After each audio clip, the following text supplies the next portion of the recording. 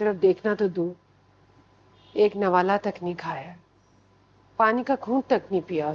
जी हाँ नाज़रीन, drama serial महज़ तो आसमान की नेक्स्ट आने वाली एपिसोड में आप देखेंगे कि सब कुछ हो जाने के बाद आखिरकार शाजिल सोचों में गुम होगा, जिस पर उसामा उससे कहेगा ऐसा भी क्या हो गया है, तुम क्यों इतने परेशान हो, अब तो हुरम अपने घर आ गई है ना सही सलामत। जिस पर शाजिल कहेगा मैं परेशान इसलिए हूँ कि आखिरकार ये करमानी और जोया का क्या राब्ता था।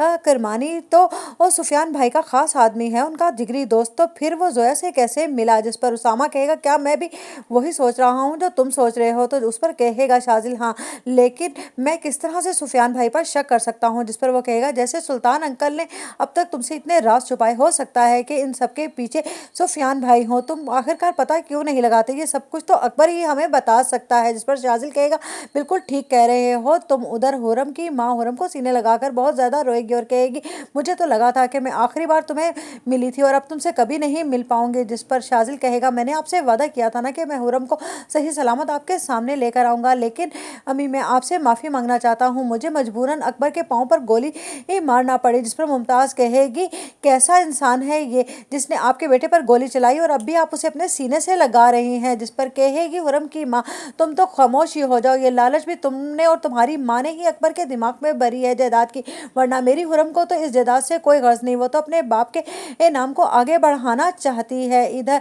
शाजिल जब जाने लगेगा तो हुरम की माँ हुरम से कहेगी अभी भी वक्त है, इसे रोक लो, ये तुमसे बहुत मोहब्बत करता है, इसने अपनी जान की बाजी खेलकर तुम्हारी जान बचाई है। जिस पर हुरम कहेगी नहीं, ये उसी सुल्तान का बेटा है जिसने मेरे बाप की जान ली है। उधर आप देखेंगे कि जब उस सुफियान को लगेगा अब वो बुरी तरह फंस सकता है, अगर उसने शाजिल को रास्ते से ना हटाया तो उसके सारे राज ही खुल जाएंगे, लेकिन वो ये सोचेगा कि वो शाजिल को कैसे रास्ते से हटा सकता है, वो बहुत ही मजबूत है, वो बाबा की तरह बेवकूफ़ हरगिज नहीं है।